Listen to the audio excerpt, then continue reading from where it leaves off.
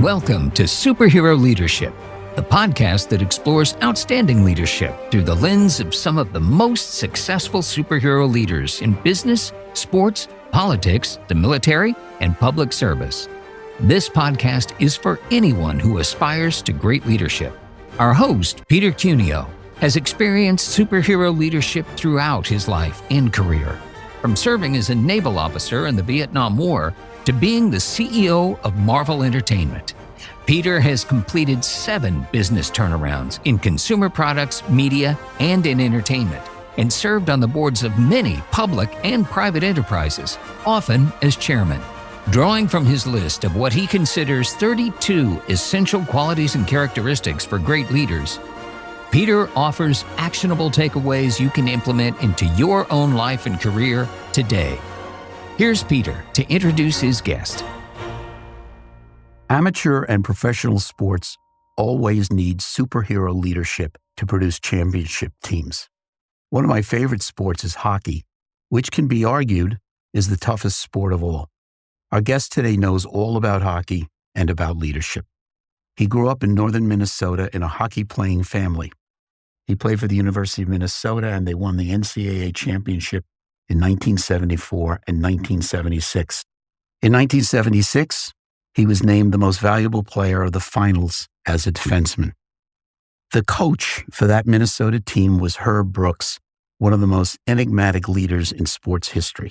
Later, Brooks was the coach of the U.S. Olympic team at the 1980 Winter Olympics in Lake Placid, New York. Do you believe in miracles? Yes! And there, the U.S. team of college players won the gold medal after defeating the Russian team of professionals who are considered by many to be the greatest hockey team ever. And in the final game, they beat the Finnish to wrap up the gold. Our guest played professional hockey in the World Hockey League and in the National Hockey League. He also was on the 1977 and 1982 U.S. team in the World Hockey Championships. He's been an assistant coach for the St. Louis Blues. He has been a commentator on Fox, ESPN, ABC, and NBC for 5 Winter Olympics and 25 Stanley Cup finals. He has been the regular TV commentator for the St. Louis Blues, the New York Islanders, and for the past 18 years for the New York Rangers. Our guest today is my great friend, Joe Micheletti. Thank you, Peter. Joe, how are you? I'm great. I'm honored to be here with you, Well, my friend. The honor is really on our side of the table, I'll tell you. When I think about hockey, and we talk about leadership on this show quite often, different forms of leadership. And in professional sports, and I'll talk specifically about hockey, there are many people tasked with leadership and many different forms of leadership. So when I think of hockey, I think of the general manager, the coach, the captain of the team, and so on. And leadership is required in many areas. The first would be, of course, on the ice. Team doesn't start well, not playing up to their capabilities. What does the captain do? What does the coach do to get them excited, to get them motivated and going in the right direction? Second would be on the bench. What are the conversations going on the bench, for example? The third is in the locker room, and you've got locker room before the game, during the game, and after the game. The next area in terms of leadership is on a plane coming back from a different city, and basically you had a tough loss. What are people saying or doing about leadership then?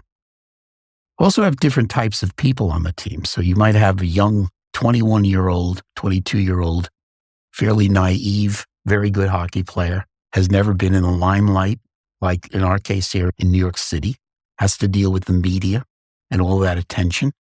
That's a biggie. But then you also have veterans who might be even near the ends of their careers. They've had great careers. They might even be going to the Hall of Fame. Who knows? But how you lead them is quite different than the young players. Then you also have, because the National Hockey League is now filled with players from all countries just about around the world, very international in scope. And many of those players don't speak English or don't have a good command of English. How do you lead those people? So it's a potpourri, if you will, of different types of leadership. And if you're one of those people I mentioned, you've got to jump around depending on the situation, almost transform yourself as a leader. This is something we don't see on this show that often. Mm-hmm. Typically, you're leading a big company. It's very straightforward in where you want to get and what your leadership style should be. The other thing that we know about leadership is that very often great leaders are not great in every situation. Any general thoughts that you might have about this subject? Yeah. I've been around a long time, so I've obviously experienced a lot of different types of leadership, types of leaders. The one common item, I think, in all that, Peter, is it generally starts at the top.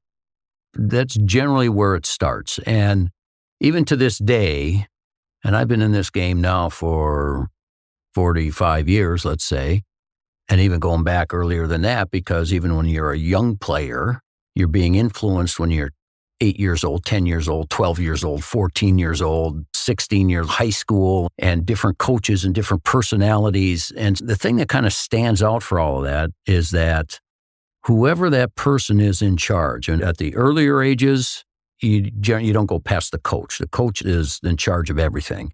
As you get a little bit older and get to college and pros, now you've got, as you were talking before, you've got a general manager and you've got an owner. And so there are more layers and different layers of that. But the one common theme is that most great organizations have top leadership that are leading the way and setting the tone. And those that struggle generally don't have great leadership. And you can have the players, you can have the coach, you can have what looks like to be a winning team, and that's what it's all about, especially when you get to the pros, is just winning and losing.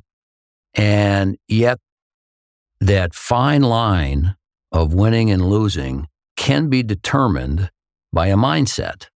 And so the last thing that as a player you need is to be thinking about what's happening above you and having a conversation amongst teammates that, why did he do that? The organizations that keep the minds for the players clear of that noise, and they feel going in that they are led properly, they've got everything they need to win, and now it's up to us, are generally the organizations have the best chance of winning. Joe, when there is a change at the top, let's say that the previous coach was offensive-oriented, the new coach is defense-oriented. I'm talking about any sport, not just hockey. There's a change, and it's certainly going to have an effect on the players. Mm-hmm. We have a change in what you might call culture, almost. What was the most important aspects? Everything's important, but what you're going to focus on. How hard is that to do? A couple of things, Peter, because it's like everything else, as we go through life, there's changes. And if you're not ready to either be part of the changes or accept changes, you're probably more than likely going to be left behind. And the same thing has happened in sport. Hockey, obviously, is the one I'm most familiar with. And because it used to be in the old days, and this is prior to the players making the kind of money they're making now, it used to be that it was the coaches that determined just about everything that was happening. And if you didn't listen to them, you were gone. And that was the old way. And the old culture. The old culture, correct. And what's happened as we have moved forward is that now it's generally the players that stay and the coaches that go. So it's been a complete flip-flop with the way the game used to be, the way it is now, the way it's managed, the way you deal with your players. There's some Scotty Bowman, the great Scotty Bowman, who's won 9 or 10 Stanley Cups and considered the greatest coach of all time. When he coached the St. Louis Blues back in the late 60s, when they had just gotten into the league, you used to walk up and down the bench when he was mad and when the team was not playing well. And the player, because it's up to the coach to tell the players who goes on the ice next. And so he would just quiet down, not say anything. And so players would start saying, "Who's up next?"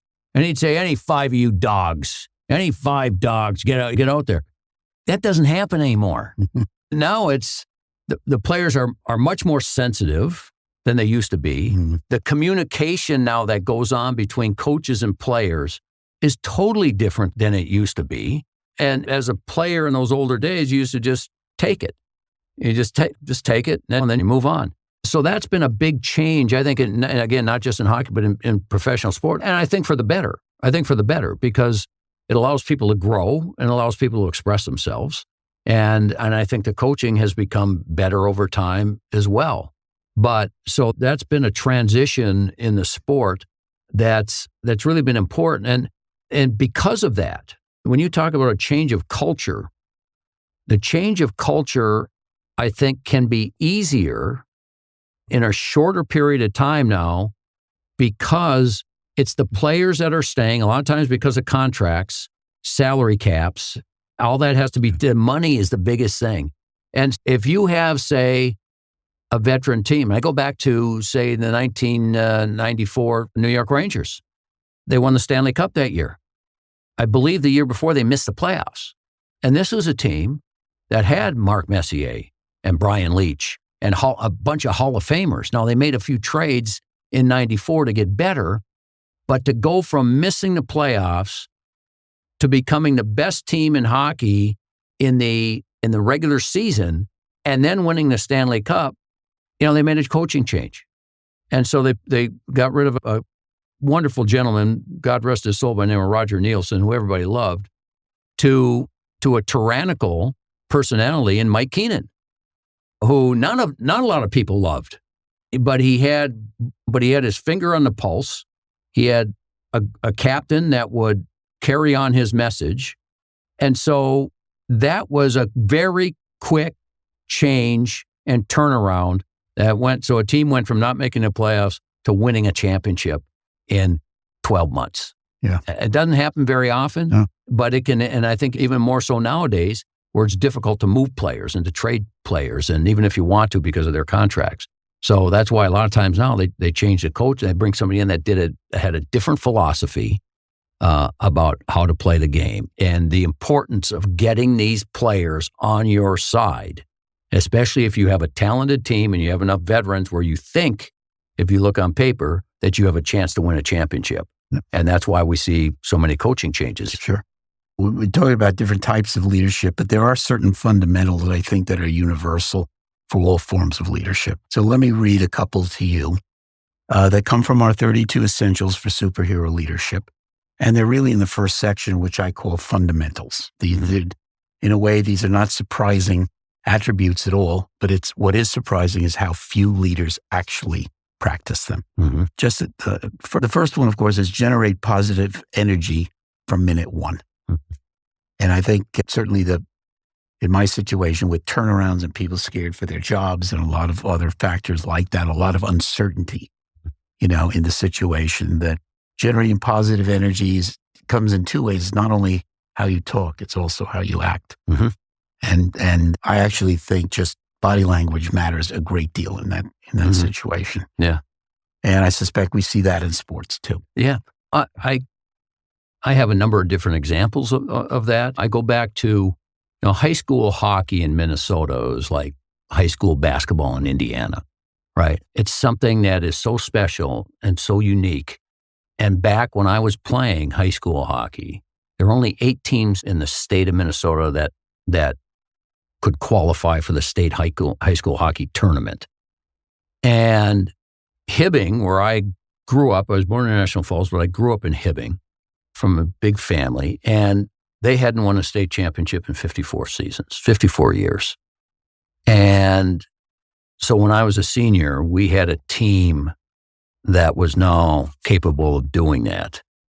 But and what you're talking about there, the positive energy, our head high school coach was a gentleman by the name of George Perpich, big, burly gentleman, huge, big head, big body, and he was the nicest person in the world. And 2 of his sons played on the team. And one of them, George Jr., was my best friend, and we played together on the same line all through, since we were young, all the way through high school. And so his father, with that attitude, you always came to the rink with a smile on your face because he was such a wonderful person that you wanted to win. Now, we had an assistant coach that would take the other part of that, but he was the one that would get on our case and really keep us on our toes, I guess you could say. But it was George Sr. that, and I had older brothers that all played for him as well. He was a high school hockey coach for 35 or 40 years. But he created an atmosphere that you couldn't wait to get there. You couldn't wait to get to the rink, couldn't wait to play, couldn't wait to see him, couldn't wait to have fun. And we ended up winning the state championship my senior year. After starting off the season, I think we were 17-0, and then we lost the last 3 games of the regular season, and there was a total panic, except for George Sr. And we were able to turn it around, and eventually we qualified, and then we won the state hockey championship. But he created this atmosphere of positivity. So we've all seen the movie Hoosiers. Okay. Mm-hmm. When they make the movie of you're winning, what are they going to call it? The Gophers? What's we were the Blue Jackets. The Blue Jackets. The Hibbing Blue Jackets. Okay. Yeah. I sometimes say the start of my career in leadership was in high school. So I went to a public high school here in Queens, New York, 4,000 students, 1,000 in my class. Yeah. And my father had been a very successful basketball player, both the Old City here in Manhattan, 3 years, and then went to the University of North Carolina. They won the national championship in 1940. He was the 6th man. Wow. He's a great athlete, my father. Yeah. So it's my senior year. I'd never been on the basketball team, just for fun, not expecting to get on. I was good, not really good. I tried out, and lo and behold, the 13th man on the team turns out to be me. And I'm sure my teammates were in shock. I was in shock too. Yeah. And the way it works in the what was then called, maybe the same now, the PS, a Public School Athletic League, PSAL. Mm-hmm. You play other high schools in the city. Mm-hmm. And there's an exhibition season for 2 or 3 games before you start the regular standings. And we had gone around and played a couple of games, and I was in for 2 minutes in 3 games. And so at the end of that game, the coach comes to me and he says, you know, you're not going to play very much, right? I said, yeah, I think I knew that from the beginning, coach. He said, but I need a manager. I'm in, coach. And actually I got to stay with the team, travel. I had some mediocre things. I had to make sure the basketballs were blown up to the right pressure, but I also kept the stats. Yeah. And for the team, members of the team, the stats, even back then, were a big deal. Right. And they were looking at me after the game. How many did I do? No, I didn't have 6 rebounds. I had 7. Yeah. You screwed it up. Right. It still happens. That kind of thing. I was a little bit of a leader, just a touch in that role. Okay. Yes. You know, another one of our fundamentals reads as follows: be human, honest, tell people what you really think, and admit your mistakes. Mm-hmm. And the admit your mistakes is one that I have a fair amount of experience with, but I learned early when I was in the Navy in the Vietnam War. Captain of my ship, who I revere to this day, was a great leader, and he was not afraid to admit when he personally made mistakes. And he won a great deal of loyalty from the ship and the crew because he seemed so human, you know, that we all made mistakes, but we're all going to stick together as a team. Any people that you remind you of that particular one? Yeah. You know, you mentioned Herb Brooks. Yeah. Greatest coach I ever played for. And the one that I learned more about the sport, about the game, as far as the technicalities of the sport, was Herb. But he had this fantastic ability, which is, I think, why they won the Olympics, which is still unheard of. Everybody still shakes their hands. I don't want to break in, but I have said in publicly in the past that for me, at least, if you had to pick one greatest moment in the history of American sports, right, it would have been that game, right, 1980 February 22nd. Yeah. I still know it. I've been to the rink long after Yeah. the Olympics were through. Yeah. And I still think that would be my choice personally. Yeah. A lot of other good choices, but that would be mine. I don't think there's any question. And people I talked to, and a lot of those players that were on that team, I was teammates with and friends with. I had already turned professional. I didn't qualify to even try out for that team. Not sure I would have made it anyway. But the thing about Herb Brooks is I think his greatest strength was his ability to push people to the point where he would get to know them maybe better than they knew themselves.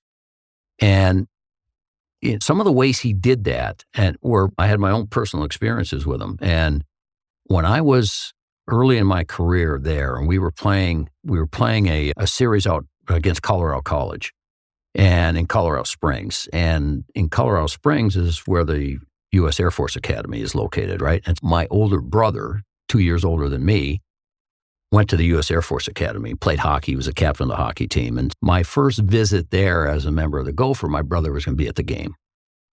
And we lost the game, and we didn't play very well. And Herb came in afterwards, and he wasn't happy with us. And he said to me, and just because your brother's here, if you forget about the play, you're out, you're family stuff. And I said something back to him because I didn't like what he said about family. And the game ended. He left the locker room. We go back to the hotel. I have a message. I didn't actually get the message until after dinner. So now it's about 10 o'clock at night or so. And I have a message on my phone. We didn't have cell phones back then. And the message was, come to my room. It's Herb, come to my room. So I went to his room. And he said, I think I was out of line there. Admit your mistakes. And that's what you're talking about, right? Yeah, so exactly. He said, because he had forgotten how tight our family was, because he had gotten to know my parents. He recruited my parents before he recruited me. Mm-hmm. And so he became like a son to my mother and father. And I also, as I mentioned, I was one of 9 kids. I was the 5th. The first 6 were boys. I was the 5th boy. Even though it was early, he knew how tight our family was. And he said that. He either said it because he knew it was going to totally irritate me, or he made a mistake on how he did it. But what he did was that night, I went to his room and he said, I'm sorry, I made a mistake about that. Yeah. I'm sorry. And I said, Herbie, this is my family. We talked about it's off limits. And he gave me a little pat and he said, let's get back to work tomorrow. And that was that. Yeah. And I've seen him do that. And then even later on, as I continued to grow, and then I was a captain my senior year, and Herbie and I had more one-on-one conversations about the team and that type of thing. But that was my first personal experience with him, of him saying, because he was known as a hard ass and as a guy that was, in charge and tough and all, and he was all of that. But he had that side to him where he was smart enough to say, I'm going to lose this guy a little bit if I don't do something. And I think because of that and how he learned how to deal with people and understand their personalities and everything about them, when it came time for the Winter Olympics, again, to do what they did is still, everybody continues, even to this day, they shake their head at how they do it. And they did it because I think of his ability to understand each of his players and get them to play at a maximum level because of that. Yeah. Miracle on Ice. Yeah. Do you believe in miracles? No, I still remember the call very well. Yeah. I think, let me throw another one at you, though, that I think is important, which many leaders find very tough to do, but I think is key to great leadership. It's our number 9. Find a few people who will tell the truth, even when it hurts, who will level with you about your performance.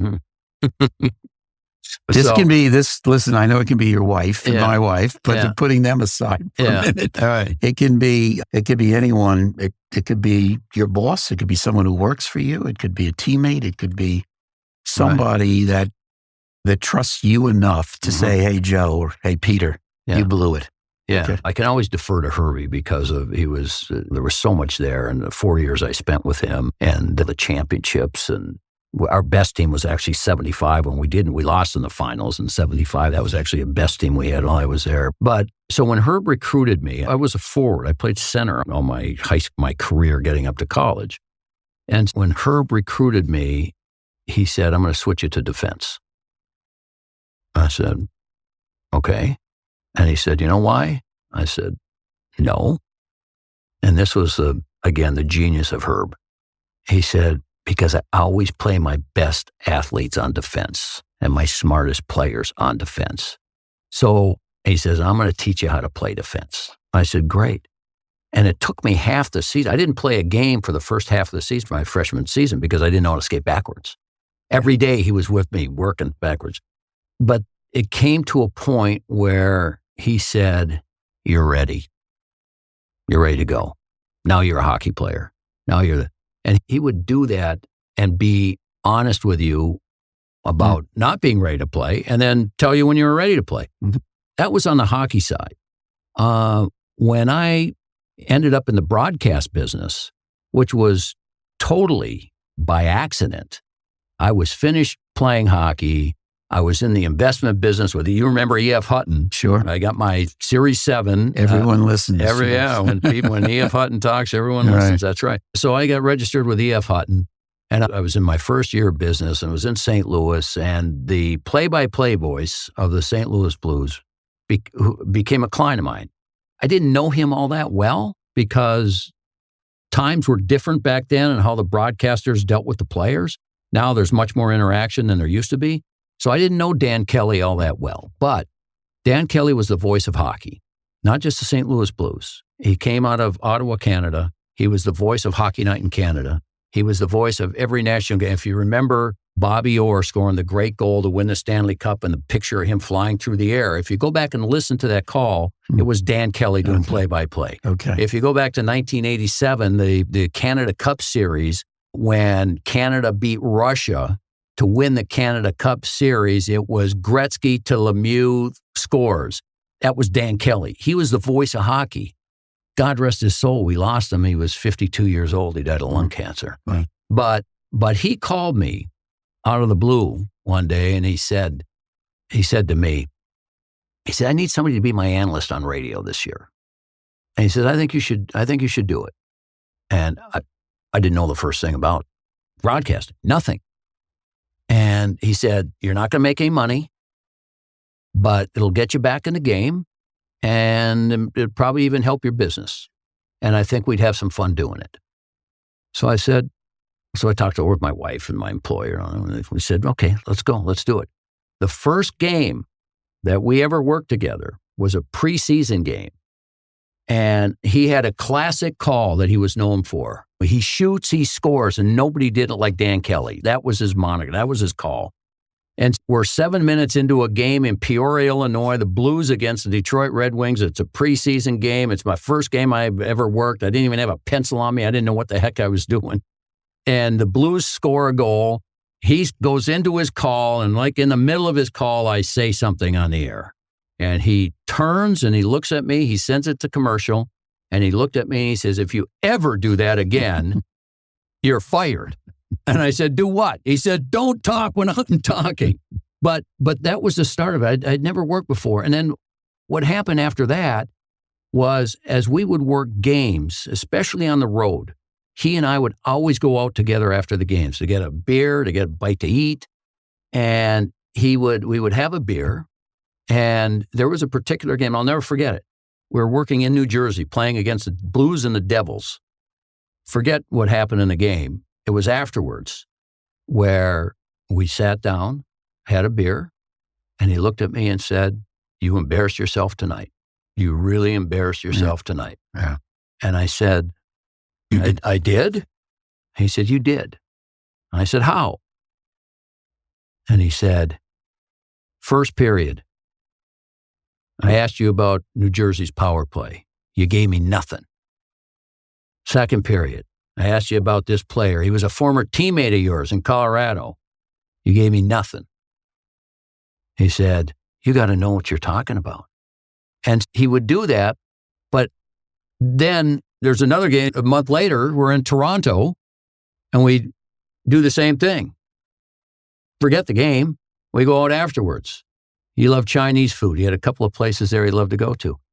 Went there, sat down, just me and him, had a beer, and he said, boy, we were effing great tonight. Yeah. And I said, we were? And he said, oh, we were. Yeah. And I said, why? And he said, first period. He said, I made a comment about this and you were right on top of it. Yeah. Second period, this happened. Bang, he says, you were right on top of it. He said, we were great. And so that's how I learned the business. Yeah. Because somebody that you're talking about, that kind of leadership, He was your leader. Yeah. He was so brutally honest with me. Yeah. And he told me right early on too, he said, don't take this wrong. He said, but you know what? People don't want to hear about anymore when you played. So when I'm just going to tell you early, if you stop right away using the phrase, when I played. He said, this is a new profession for you. You can only use that so long. You want to learn it? I'll teach you. Yeah. And that's what he did. And so he gave me everything on both sides of it. And it was the greatest lesson that I ever learned about this profession, which turned out to be the profession I've made a living at. Yeah. And I go back to Dan Kelly and how he led and yet was able to be honest, both positively and negatively, and made a huge difference in my life. Joe, let me ask you about your childhood. You mentioned nine kids. Mm-hmm. Probably most of them played hockey. Mm-hmm. And you were in northern Minnesota. Yep. What do you think some of the qualities that your parents vested in you that led you to have such a successful career? Yeah. So my father was a very talented person. I was actually born in International Falls, which is right up on the Canadian border across the river from Fort Frances, Ontario. And I was the fifth one. The first 7 kids were born in International Falls and the last 2 in Hibbing. And so my father ran a grocery store up there, and we lived, at least when I was there, upstairs of the grocery store. He cleaned out the attic, turned it into bedrooms, and then when we moved to Hibbing, someone had offered him a deal to run a furniture store, and he got half ownership of the store with the handshake agreement. Look in the eye, shake hands, which is the way they used to do it, right? Not enough people do that anymore. But that he would be able to buy the other half of the store at some point in time. But he was great with his hands. He grew up as one of 7 kids. He had to do a lot to help his family and his parents. And so he could build a house. He could tear it down. He could do electrical work. He could do plumbing work. He could do just about anything. And unfortunately, I never, that wasn't passed on to me. It was passed on to some of my other brothers, but not me. And on my mother's side, my mother had a couple of brothers. All our athleticism came from my mother's side. I had an uncle that played both professional football and professional basketball. And so the way this worked is that my grandparents on my father's side played favorites with the kids. And my father was not one of the favorites.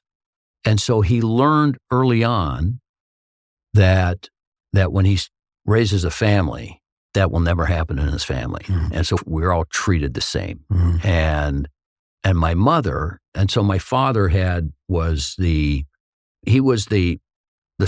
want to say stronger of the two because my mother was strong too, but my mother was the softer of the two. Okay, she was the smart, she's the saint, and my father always said to us, especially later on, Peter, when we talk about success, my father always used to say, I value success this way. If my kids call me and come to see me when they have the opportunity, I'm successful. That's great. And that's what he instilled in us. Yeah. And even we're later on, and we all started having kids, and we all used to do that. Yeah. We used to go see them if we could at Christmas and in the summers and do what we can, bring our kids, and he loved our kids. And so that was that lesson of first of all, don't play favorites, love all your kids. And on my mother's side, who had the softer side, she would always just say, I just want you kids to be good citizens. Mm. She told me when I was young, like I was 12 or 13 years old, she says, I think you're going to play pro hockey. I said, really? Mm. She says, yeah, I think you will. But she says, but what's more important is just, I want you to be a good citizen, be a good citizen, be a good person and give. Yeah. And that's what my mother always used to say. If you give in whatever form that is, whether it's money, whether it's your time, whether it's being nice to somebody, she says, you're going to get 10 times back. It's going to be tenfold that you're going to get back in some way. You may not know what it is, but you're going to get that back. And so she instilled that in us and my father on that side. So that's why to this day, our family's always been close. Yeah, I'm getting from that two things that I think you learned that also outstanding leaders always have. First is perseverance. Mm-hmm. Your father hung in there, a Yeah. lot of challenges, Yeah. naturally, big family, Yeah. middle of nowhere. Yeah. so And at to the speak. end, to interrupt you, at the end, Yeah. it was my father that was one that was still there out of all of them. And I'd Yeah. lost an uncle. Yeah. But it was my father that at the end was the one that took care of my grandmother and my grandfather. Yeah. Despite the fact that he got treated a certain way. You talk about perseverance. At the end, it was, and he told me one day, our grandfather was now alone. Our grandmother had died. And he came to stay with us for a while Yeah. at our place in Hibbing. And my father told me, you have to take care of Grandpa. I said, okay, I'm taking him out to the lake today. We're going to go out to the lake. It's a beautiful day. I do that. Yeah. At noon, Grandpa says, I want to go back into town. I said, well, Grandpa, we just got out here. It's a beautiful day. We're on the lake. I got you on the pontoon boat, taking you for a ride. Got all the brothers and sisters. He says, you bring me back in or I'm calling a taxi. Okay, so I bring him back in. We walk into our house. I call my father at work and I said, Dad, I got a problem. He says, what's your problem? I said, I tell him the problem. And he says, well, what's the problem? And I said, oh, that's the problem. He says, that's not a problem. That's my dad. Whatever he wants, you do. I said, okay. Yeah. Yeah. But that was him. You're talking about another thing, I think, that's inherent in great leaders. They have a sense of what I'll call altruism, give back. Mhm. Okay? They have empathy. Yep. And I'm not afraid to show it, which is another, I think, highlight of outstanding leaders. But I got to tell you, and this has to do with the New York Rangers, where I'm a fan. And you mentioned winning the Stanley Cup in 1994. Mhm.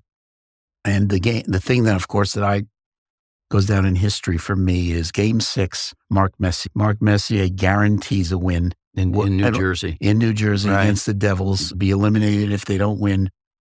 And not only do they win, he has a hat trick. For Right. those of you who are not hockey fans, a hat trick is 3 goals. A big deal, very big deal Yeah. in one single game. Yeah.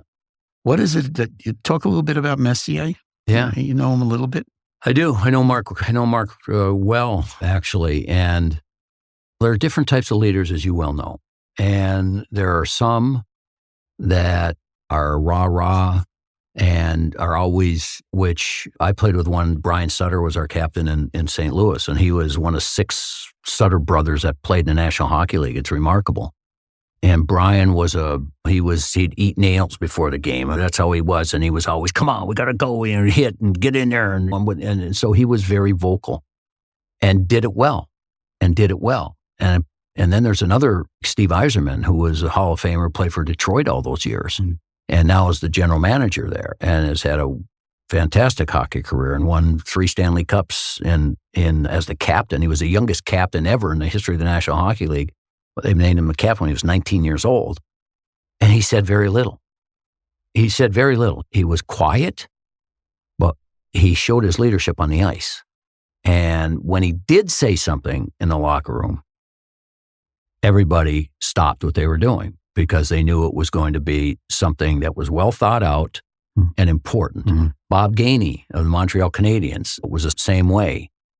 And with Mark, he had both. Mark had both. Okay. And in an era where you're asked the question, what kind of player is he? Oh, he's a great offensive player, could really score. Or, oh, he's a really tough player. Or he was a good leader. Or he could kill penalties. Or he could play the power play. Or what? The thing with Mark, he was all of that. He was someone that was the spokesman all the time for the team. And also, when he got on the ice, he's one of the greatest scorers. I think he's 3rd all time in scoring in the National Hockey League, but had a toughness and meanness to him that no one on the other team wanted to fool with him. So he had all these different attributes that most captains will be missing one or two. He wasn't missing any of those. And then on top of that, you get him away from the ice. He was like a big baby. He'd say anything about any of the work that he would do off the ice for children and firemen and policemen, and you go on and on. He'd bring him to tears in 2 seconds, and you think, wait a second. Here's one of the toughest players that ever played the game, do anything to win, would scare the heck out of everybody, and you ask him about one of the charities, and he wouldn't be able to hold it in. He was as emotional a person as I've ever seen, and he's continued that in his he's in his 60s now, still doing great work for ESPN on TV, but still has his charitable causes that he continues on with, and he's just a special person. Yeah. Joe, thanks again very much. Okay, this was great fun. All right, great. I'm honored. Thank you. No, thank you very much, Joe. Joe's unique in that he could offer leadership insights from various perspectives on the ice, on the bench, in the locker room, and behind the mic. Here are a few things I hope you took away from our conversation. First, as in all situations, successful organizations have top leadership that sets the tone and creates a positive environment for the team. And second, I think that effective leadership in hockey requires different leadership approaches depending on the situation, such as on the ice, on the bench, and in the locker room.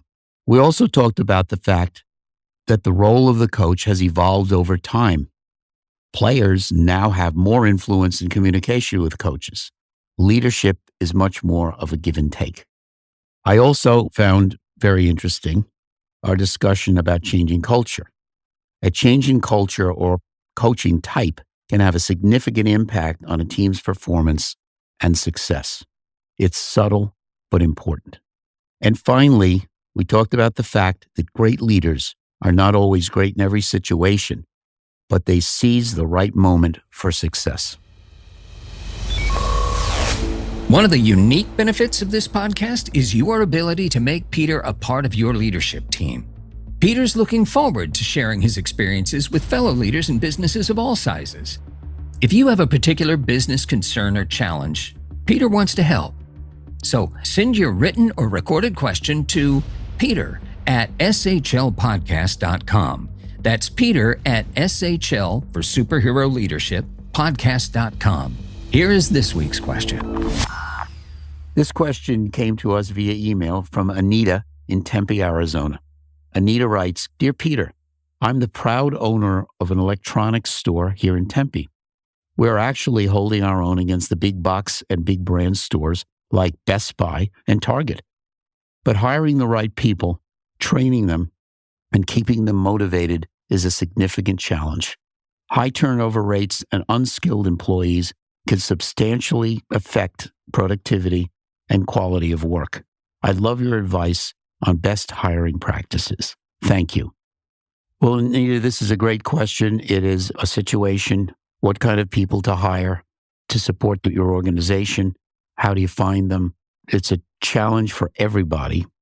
And it's particularly true because the work ethic of our young people today is just not what it was in past decades for other people. Again, not their fault. It has to do with our culture and their lack of general experience handling other people. And you're, of course, in retailing. So in retailing, again, customer service is super paramount. You can have similar prices, similar products to your competition, and so on. But what will keep you apart is customer service, both the people on the floor as well as being able to answer questions.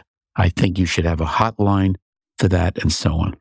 But when you're looking at young people, you really need to investigate what their past experiences have been in life.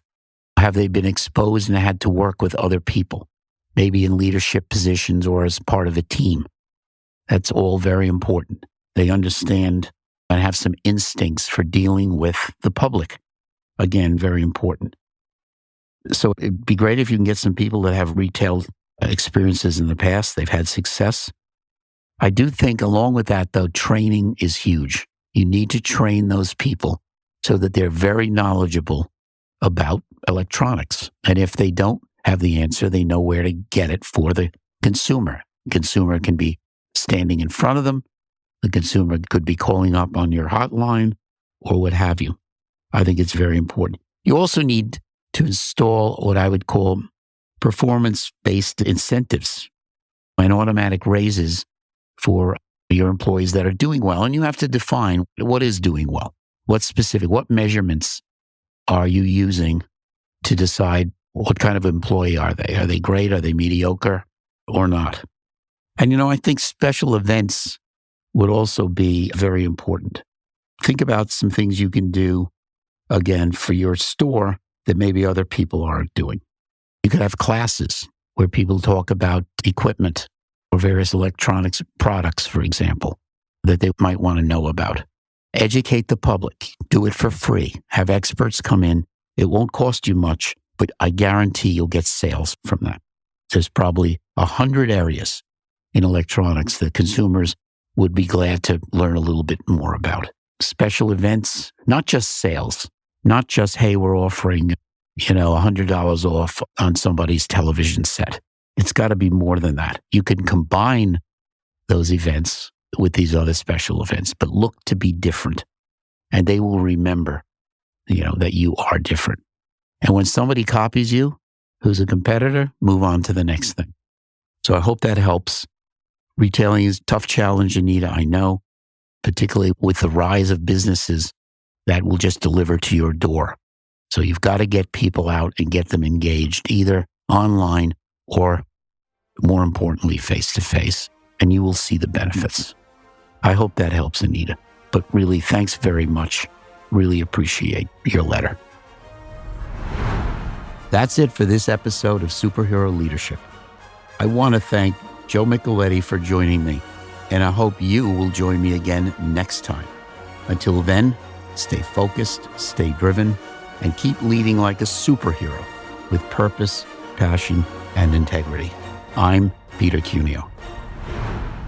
Hey, by the way, if you haven't gotten your free copy of the 32 Essentials for Superhero Leadership, please go to our website at petercuneo.com.